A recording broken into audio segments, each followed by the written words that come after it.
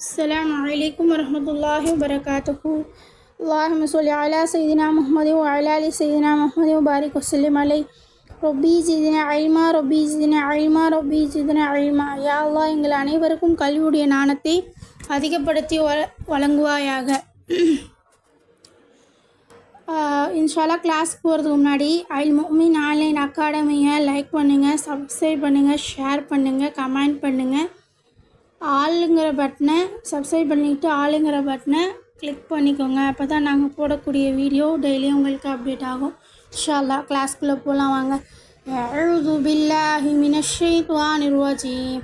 பிஸ்மில்லாஹிர் ரஹ்மானிர் ரஹீம். அஹ்லு சுன்னாவி வ ஜமாஅத்தினர் அஸ்மா வ சிப்பத்தை கடைப்பிடிக்க விஷயங்கள் 3 வகையாக இருக்குது. அதில் முதலாவது வகையை இன்ஷா அல்லாஹ் பார்ப்போம். அல்லாஹின் அஸ்மா சிப்பத்தை நம்புகின்ற விஷயத்திலும் அல்லாஹும் தூதரும் எப்படி கூறியிருக்கிறாங்களோ அதை அப்படியே நம்ப வேணும். அதை நம்பும் பொழுது 4 விஷயங்களை தவிர்க்கப்பட வேண்டும். அந்த 4 விஷயம் என்னென்ன அப்படின்னா தஹ்ரீஃப் அப்படின்னா மாற்றுதல்னால் வேறு வடிவில் கருத்தை கூறுதல். தக்ரீப் அப்படின்னா எப்படி என்கின்ற கேள்வியை கேட்பது. தர்த்தீல் அப்படின்னா மாற்றுதல், கருத்தில்லாமல் ஆக்குவது. தம்சில் அப்படின்னா உதாரணம் கூறுதல். யதார்த்தமான கருத்தை எடுப்பது எப்படி அப்படின்னா, அதாவது எந்த கருத்தில் ஒரு முல்லை யதார்த்தமாகவோ இருக்கிறதோ அந்த கருத்தை கொடுப்பது தான் அஹ்லுசுன்னாவினுடைய கொள்கையாக இருக்குது. அல்லாஹ் நாடி நரம்பை விட நெருக்கமாக இருக்கிறான் என்றால் அந்த கருத்து அப்படியே யதார்த்தமாக எடுக்க வேண்டும். நாடி நரம்பை விட நெருக்கமாக வந்தது நமக்குள் ஒன்றோடு ஒன்றாகி விட்டான் என்று அர்த்தம் எடுக்கக்கூடாது.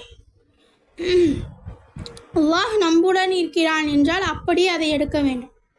நபி ஸல்லல்லாஹு அலைஹி வஸல்லம் அவர்களும் சஹாபாக்களும் அஸ்மா வ சிப்பத்தை விஷயத்தில் இப்படி தான் நம்பியிருக்கிறாங்க. உண்மையில் இது ஒரு மிகவும் லேசுவான கொள்கையாக தான் இருக்குது.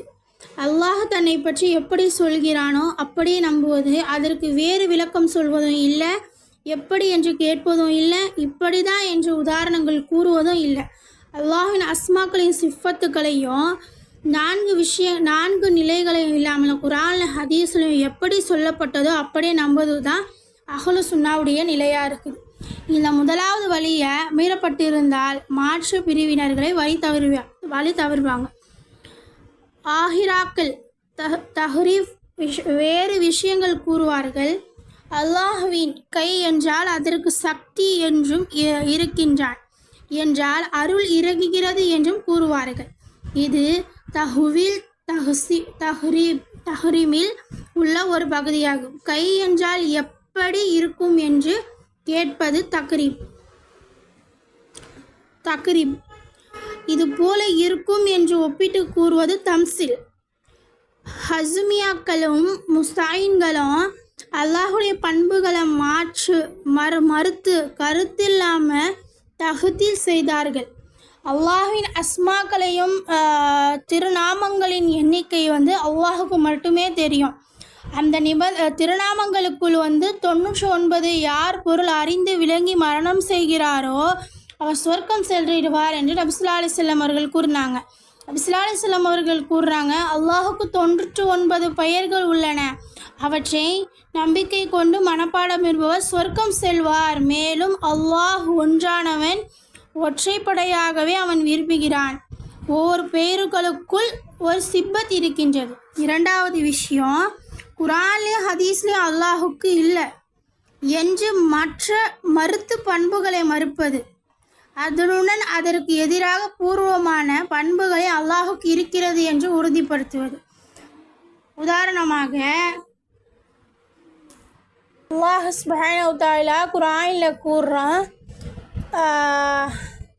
19:64 இதில் யாதொன்றையும் உங்கள் இறைவன் மறுப்பதன்று.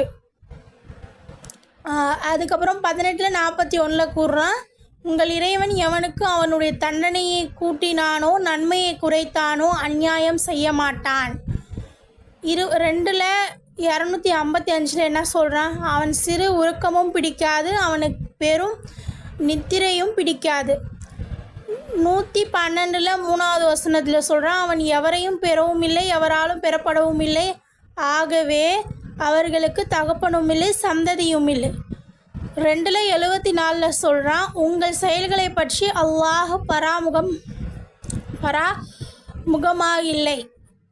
25:58 அல்லாஹ் சொல்கிறான், அன்றி மரணமற்ற என்றும் நிரந்தரமாக அல்லாஹுவை நீங்கள் நம்புங்கள் என்று அல்லாஹ் சுப்ஹானஹு வ தஆலா இது குர்ஆன் ஷரீஃபில் சொல்லியிருக்கிறான். அல்லாஹுக்கு இல்லாத பண்புகளை மறுப்பது. அல்லாஹுக்கு மறதி இல்லை.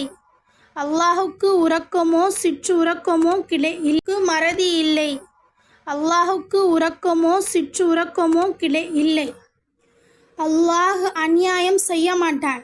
அல்லாஹ் யாரையும் பெறவும் இல்லை, அவன் யாராலும் பெறப்படவும் இல்லை. அல்லாஹுக்கு மௌத்தே இல்லை. மறுப்பவர்களை எதிரியாக பூரணமானதான பண்புகளே அல்லாஹுக்கு இருக்கிறது என்று உறுதிப்படுத்துவது.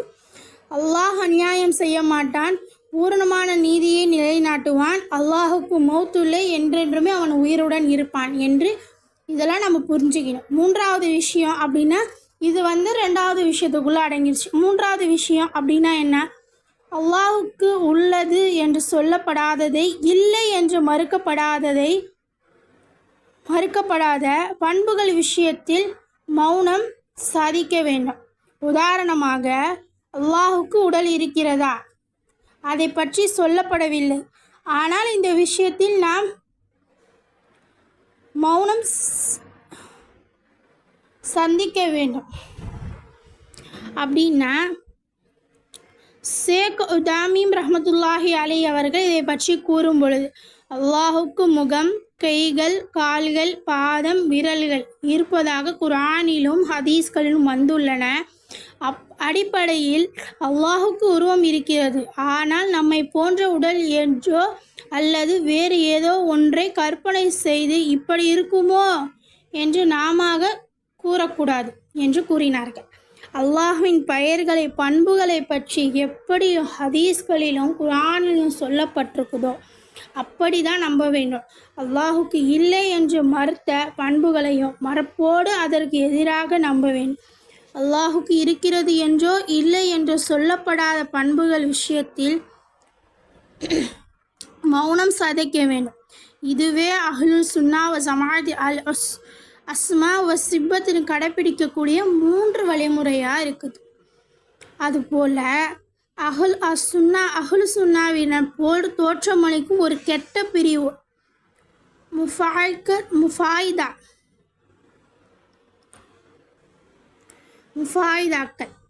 முஃபாயிதாக்கள் அஹ்லு சுன்னாவிற் போல் இருப்பார்கள். ஆனால் கொள்கையில் கெட்டவர்கள். ஃபதவா என்றால் சாட்டினான் என்று பொருள். குர்ஆனிலும் ஹதீஸிலும் அல்லாஹிலும் அவன் தூதரிலும் அரபு மொழியில்தான் அஸ்மா வ சிப்பத்தை பற்றி சொல்லப்பட்டது. ஆகவே ஒரு மொழியில் எந்த கருத்தில் ஒன்று சொல்லப்பட்டதோ அந்த மொழியிலிருந்து யதார்த்தமாக கருத்தில் எடுக்கப்பட்டது அஹ்லு சுன்னாவுடைய கொள்கை. அரபு மொழியில் யாத் என்றால் கை. அல்லாஹுக்கு யாத் இருக்கிறது என்றால் கை இருக்கிறதா என்று தாம் எடுப்போம். ஆனால் எப்படி இருக்கிறது என்று சொல்லப்பட மாட்டோம். முஃபாயிதுகள் எது இருக்கிறது என்றால் யாத் என்றால் வார்த்தைகளை ஏற்றுக்கொள்வோம். யாத் என்பது பொருளை, அதாவது யாத் என்றால் என்ன என்பது அல்லாஹ்விடமே சாட்டி விடுவோம் என்று கூறுவார்கள். இவர்களை பற்றி இமாம் இப்னு தைமியா ரஹ்மத்துல்லாஹி அலைஹி அவர்கள் கூறுவதாவது, இது கெட்டவர்களின் கொள்கையில் மிகவும் மோசமானது. ஏனெனில் இவர்கள் இந்த கொள்கையின் மூலம் நபி ஸல்லல்லாஹு அலைஹி வஸல்லம் அவர்களையும் சஹாபாக்களையும் ஹதீஸ்கள் என்று கூறுகிறார்கள். அல்லாஹ் குர்ஆனில் தெளிவான அரபு மொழியில் இறக்கியுள்ளான் என்று கூறினார். அரபு மொழியில் குர்ஆன் ஓதி காண்பிக்கப்பட்ட அல்லாஹ்வின் தூதர்கள் அர்த்தம் தெரியாமல் இருக்கிறதே என்று கூறினார்கள். மிக கேடுகெட்ட கொள்கை இது என்று கூறினார்கள். அலீஃப் லாம் மீமுக்கு நபி ஸல்லல்லாஹு அலைஹி வஸல்லம் அவர்கள் எந்த அர்த்தம் கூறியுள்ளார்கள் என்று கேட்டார்கள். அரபு மொழியில் ஹரக்கத் உயிர் குறியோடு வரும்பொழுதுதான் அது ஒரு சொல்லாக மாறும். ஒரு சொல்லுக்குத்தான் அர்த்தம் கொடுக்க முடியும். அலீஃப் லாம் மீம் ஹரக்கத் பெறாத எழுத்துக்களாகும். இதற்கு நபி ஸல்லல்லாஹு அலைஹி வஸல்லம் அவர்களோ சஹாபாக்களோ எந்த விளக்கமும் சொல்லவில்லை, அப்படியே ஓதினார்கள். 200 வருடங்களுக்கு முன் இந்தியாவில் வாழ்ந்த சலபு ஆசிரியர் அறிஞர் முஹம்மது சித்திக் ஹசன் கான் முஃபாயிதுகளை பற்றி கூறினார்கள். தௌஹீதுல் சலபு கொள்கை என்று சிலர் நினைக்கிறார்கள். இப்படி நினைப்பது சலபுகள் கொள்கையை பற்றி எந்த அறிவும் இல்லாதவர்கள், நேர்வழியில் இருந்து வழி கெட்டவர்கள். இப்படி சொல்லக்கூடியவர்களும் சஹாபாக்களின் முதல்வியாளராகவும் முஹாஜிர்கள், அன்சாரி, ஏனைய சஹாபாக்களும் பெரிய உலமாக்கள் அனைவரும் மடக்கூடியவரை ஆக்கியிருந்தாங்க. இதை எப்படி கூறும்பொழுது நபி ஸல்லல்லாஹு அலைஹி வஸல்லம் அவர்களின் பொருள் விளங்காமல் பேசினாங்க என்ற கருத்து கூற வருகிறார்கள் என்று புரிய வருகிறது. இது மிகப்பெரிய தவறு, மோசமான நிலையாகும். இதிலிருந்து அல்லாஹ் நம்மை பாதுகாப்பானாக. ஆமீன். அஸ்மாவ சிப்பத்தில் நாம் மிகவும் கவனமாகவும் தெளிவாகவும் இருக்க வேண்டும். இந்த இடத்தில் வழிகெடுவது அல்லாஹுவை பற்றி தவறான புரிதலை நம்மை உருவாக்கிவிடும். இப்படி சொல்லக்கூடியவர்களும் சஹாபாக்களின் முதல்வியாளராகவும் முஹாஜிர்கள், அன்சாரி, ஏனைய சஹாபாக்களும் பெரிய உலமாக்கள் அனைவரும் மடக்கூடியவரை ஆக்கியிருந்தாங்க. இதை எப்படி கூறும்பொழுது நபி ஸல்லல்லாஹு அலைஹி வஸல்லம் அவர்களின் பொருள் விளங்காமல் பேசினாங்க என்ற கருத்து கூற வருகிறார்கள் என்று புரிய வருகிறது. இது மிகப்பெரிய தவறு, மோசமான நிலையாகும். இதிலிருந்து அல்லாஹ் நம்மை பாதுகாப்பானாக. ஆமீன். அஸ்மாவ சிப்பத்தில் நாம் மிகவும் கவனமாகவும் தெளிவாகவும் இருக்க வேண்டும். இந்த இடத்தில் வழிகெடுவது அல்லாஹுவை பற்றி தவறான புரிதலை நம்மை உருவாக்கிவிடும் என்று நம்ம புரிஞ்சுக்கணும். அல்லாஹின் சிப்பத்கள் 2 விதமாக பிரிக்கப்படுகிறது. முதலாவது சிப்பத்துல் தந்தியா, அல்லாஹுவின் ஓமையோடு தொடர்புடைய பண்புகள். அல்லாஹுக்கு தந்து உண்டு, தந்து என்றால் ஓமை. அந்த தந்தோடு எந்த நேரத்திலும் இருக்கக்கூடிய பண்புகளும் சிஃபத்துகளும் தந்தியா என்று சொல்லப்படுகிறது. அவர்களுக்கு ஓமை உண்டு, அவன் சூனியன் அல்ல, ஒன்றுமில்லாதவனும் அல்ல. சிலர்களின் கொள்கை அப்படியே கண்ணின்றி பார்ப்பவன், காதின்றி கேட்பவன் என்பது தவறு. அஹ்லுல் சுன்னாவிர் கொள்கையைப்படி அவன் கண்ணோடு பார்ப்பான், காதோடு கேட்பான் என்பதே சரியான கருத்து. அல்லாஹ்வின் அறிவு, வல்லமை, உயிர், பார்வை, செவிப்புலன், முகம், கைகள், கால்கள், பாதம் போன்றவை அல்லாஹுவோடு எப்பொழுதும் இருக்கக்கூடிய பண்புகள். இவை சிப்பத்துக்கள் தந்தியா என்று சொல்லப்படுகின்றது. 2வது வகை சிப்பத்துல் பில்லியா. இது அல்லாஹின் செயல்களோடு தொடர்புடைய பண்பு. அல்லாஹ் இறக்குகின்றான், சிரிக்கின்றான், கோபப்படுகின்றான் என்பது அல்லாஹினுடைய செயல்களுடைய தொடர்புடைய பண்புகள். இதுக்கு சிப்பத்துல் பில்லியா என்று சொல்லப்படுகிறாங்க. இமாம் இப்னு தைமியா எழுதிய அகீதத்துல் வஸிதியா என்கின்ற புத்தகம் ஒரு அறிமுகமாகிறது. இதன் பெயர் அகீதத்துல் ஃபிர்கத்துன் நஜ்ரியா என்று அந்த புத்தகத்துடைய பெயராக இருக்குது. இது தமிழில் மொழிபெயர்க்கப்பட்டது எப்படின்னா, இஸ்லாமிய இறைநெறி கேட்டுப்பாடு என்று வெளியாக்கியிருக்காங்க.